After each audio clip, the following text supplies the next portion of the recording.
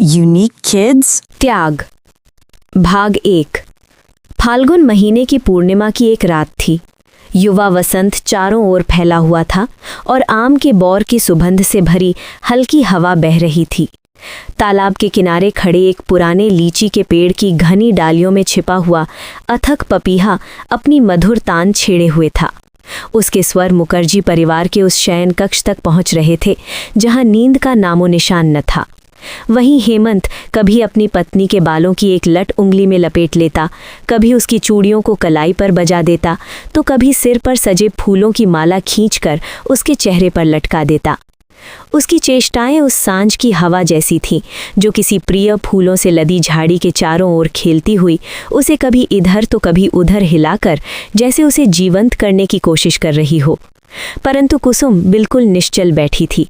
उसकी दृष्टि खुले हुए झरोखे से बाहर चांदनी में नहाए उस अनंत आकाश में डूबी हुई थी। पति के कोमल स्नेह स्पर्श उस पर कोई प्रभाव नहीं डाल पा रहे थे। अंत में हेमंत ने अपनी पत्नी के दोनों हाथ थाम लिए और हल्के से झकझोरते हुए कहा, कुसुम, तुम कहाँ हो? अगर कोई बहुत बड़े दूरबीन से तुम्हें खोजे तो भी तुम केवल एक छोटा सा बिंदु ही दिखाई दोगी। तुम तो बहुत दूर चली गई लगती हो। अरे मेरे पास आओ ना प्रिय, देखो रात कितनी सुंदर है।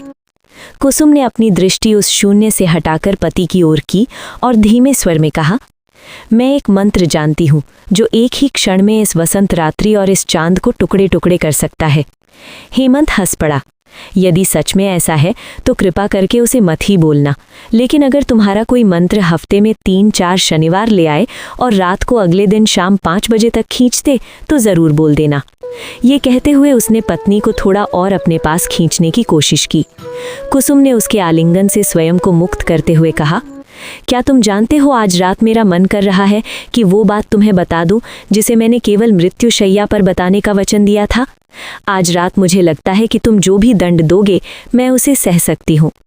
हेमंत दंडों पर कोई मजाक करने ही वाला था कि तभी चप्पलों की एक जोड़ी के क्रोधपूर्ण स्वर तेजी से पास आते सुनाई दिए। ये उसके पिता हरिहर मुखर्जी के परिचित कदम थे। हेमंत ये समझ नहीं पा रहा था कि बात क्या है और वो घबराहट से भर उठा। दरवाजे के बाहर खड़े होकर हरिहर ने गरजते हुए कहा, हेमंत, इस क्षण अपनी पत्नी को घर से बाहर निकाल दो।